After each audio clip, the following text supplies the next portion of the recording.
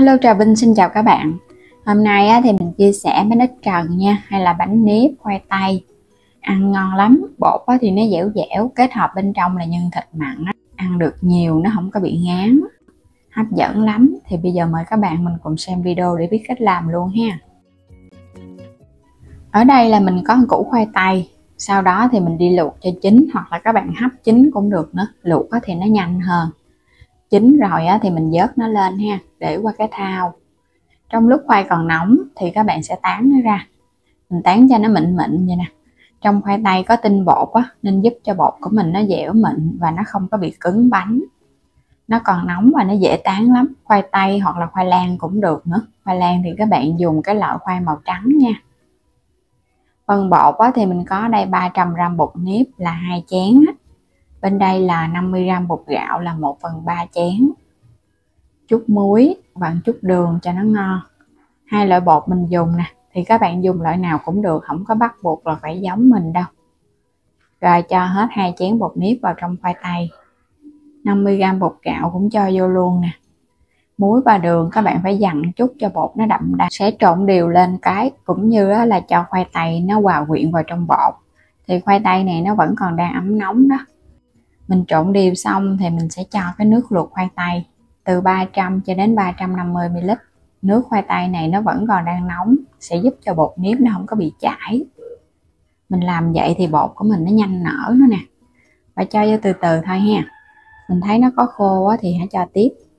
Cái nước khoai tây này có thể bằng cái lượng bột mình chuẩn bị Khoai tây mình luộc cho nên là nó cũng có nhiều nước, còn các bạn hấp thì nó sẽ có ít nước hơn, nó khô ráo. Trộn sơ qua cho nó đều, thêm vào đây muỗng canh dầu ăn. Dùng tay các bạn sẽ nhồi đều lên. Mình nhồi cho bột nó dẻo lại. Thì phần bột mà nhồi xong nó sẽ hơi ẩm ẩm tay, mềm mềm tay, chứ nó đừng có quá khô. Thì cái bánh các bạn làm ra nó mới dẻo ngon. Rồi để qua một bên. Đây là 100g đậu xanh khô mình ngâm mềm, sau đó thì nấu hoặc là hấp cho nó chín. Tiếp theo là mình có tép và thịt ha. Tép này thì mình lột sạch phần vỏ, mình dùng nạc dăm. Một gốc tư cái củ sắn gọt sạch phần vỏ. Bên đây là có hành tím và tỏi mình cũng lột sạch luôn. Hành lá một chút nữa cho nó thơm bánh. Gia vị thì mình có muối, đường, hạt nêm và tiêu.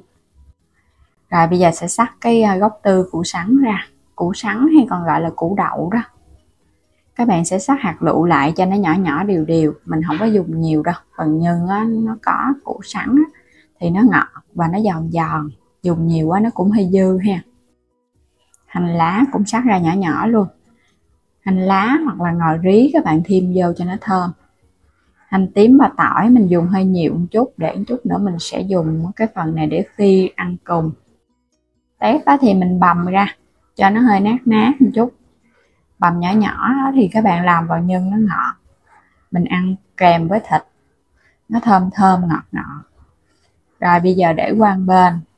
Phần thịt này thì các bạn có thể băm nhỏ hoặc là mình cắt lát mỏng, rồi cái mình cắt sợi lại cho nó đều đều, hạt lựu cũng được nha. Mình cắt cho nó đều đều để cho vào nhân nó sẽ đều cùng với tép.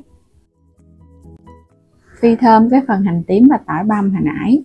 Các bạn phi cho nó vàng thơm lên, nó dậy mùi lên. Mình lấy phân nửa để riêng, còn phân nửa thì cho tép và thịt vô để xào săn. Nhớ để lửa lớn nha, mình xào cho nó săn, nó sẽ rời ra, nó không có bị dính và nó cũng không có ra nước. Cho tiếp cái phần củ sắn đã sắc hạt lựu vô. Mình cũng đảo đều với lửa lớn luôn. Bánh này chút mình còn hấp thì phần nhân nó còn chín thêm, cho nên là các bạn không cần phải xào chín quá. Mình xào sơ qua thôi, rồi cái cho tiếp đậu xanh vô. Cũng xào đều lên. Bánh ít trần là phải có đậu xanh ha, nó bùi bùi, phần nhân ăn nó mới ngon. Gia vị chuẩn bị mình cũng nêm vào đây luôn. Mình nếm thử lại ha, cho nó có vị mặn mặn ngọt ngọt là nhân nó ngon. Hành lá nè, cũng cho vô hết, xóc đều lên cái là các bạn tắt bếp được rồi, không có cần phải xào lâu quá nha. Quay trở lại phần bột, bây giờ mình cho vào trong bột một chút dầu ăn. Các bạn thoa vào trong tay luôn. Mình sẽ lấy một cái viên bột, đè dẹp dẹp ra. Có dầu ăn thì nó không có dính đâu. Bột này mình làm cũng ẩm mềm. thì cái bánh ra mình để qua ngày hôm sau nó mới không có bị cứng, nó không có khô. Còn các bạn làm mà nó hơi khô quá là qua ngày hôm sau nó sẽ cứng nha. Vo tròn lại, lăn lăn lên trên cái bánh, thêm chút xíu dầu ăn nữa cho nó bóng và nó không có bị dính. Xong rồi mình lót ở bên dưới là miếng lá chuối để chống dính. Còn không có lá chuối thì các bạn dùng giấy nến chống dính cũng được nha. Ở trong kênh mình có bán các sản phẩm gia dụng và đồ dùng nhà bếp. Mời các bạn bấm vào phần mô tả video, mình để đường link á. Chọn mua ủng hộ mình ha. Túm cho nó tròn lại.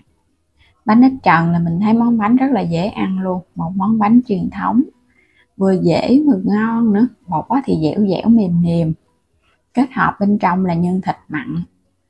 Làm xong hết rồi thì bây giờ các bạn sẽ chất vào trong cái nồi để đem đi hấp. Đối với cái bột nếp thì phải cần có dầu ăn, nó không có bị dính. Cuối cùng là mình trang trí lên trên cái mặt bánh một miếng hành ha, cho nó hấp dẫn. Bánh này các bạn nhất định phải hấp lửa nhỏ. Mình hấp 15 phút với lửa nhỏ. Trong thời gian hấp thì nhớ xả hơi nước 2 đến 3 lần để giúp cho bánh không có bị nở phình. Đủ thời gian là mình tắt bếp luôn. Mình đã xả hơi nước 3 lần trong khi hấp bánh của mình nó sẽ nở tròn vậy nè, nó không có bị xệ xuống và nó cũng không có bị nở phình ra nữa. Ăn nguội là ngon nhất nha, vì bột nếp nó sẽ dai, nó dẻo nhiều hơn. Kết hợp thêm một ít cái hành phi hồi nãy nè, rồi cái mình có thêm một ít đồ chua. Các bạn làm sẵn nước mắm khi ăn bánh hoặc là mình ăn cơm, ăn cá chiên đồ lấy ra ăn vừa tiện vừa nhanh nữa. Mình có công thức chia sẻ cái cách pha nước mắm rồi, ăn được rất là lâu mà vẫn thơm thì các bạn xem đường link trong phần mô tả video ha. Đây mình đã làm xong rồi nè. Bánh ít trần tôm thịt, món bánh truyền thống, dễ ngon, đơn giản nhất luôn, ai cũng sẽ làm được. Mình đã chia sẻ rất là nhiều công thức bánh ngon, các bạn có thể xem thêm trong kênh mình ha. Bây giờ là chan nước mắm lên ăn nè. Thơm quá. Làm hồi sáng giờ là đói bụng luôn á các bạn. Nhìn cái bánh là thèm liền luôn á. Bánh này các bạn có thể ăn mấy dĩa liền, vẫn không hề bị ngán nha, no bụng luôn. Làm sẵn đi khỏi nấu cơm, ăn cái món bánh này no luôn á. Bữa nào mà lười nấu cơm làm đồ ăn thì các bạn cứ bày ra mình làm bánh, trong vòng tiếng đồng hồ là đã có bánh ăn rồi. Mà lạ miệng nữa, chống ngán cho cả nhà. Bây giờ thì cảm ơn các bạn đã theo dõi hết video của mình ha. Nếu chưa đăng ký thì bấm đăng ký kênh ủng hộ Alo Trà Vinh và Alo Trà Vinh 2 hoàn toàn miễn phí. Xin chào tạm biệt và hẹn gặp lại các bạn ở những video tiếp theo.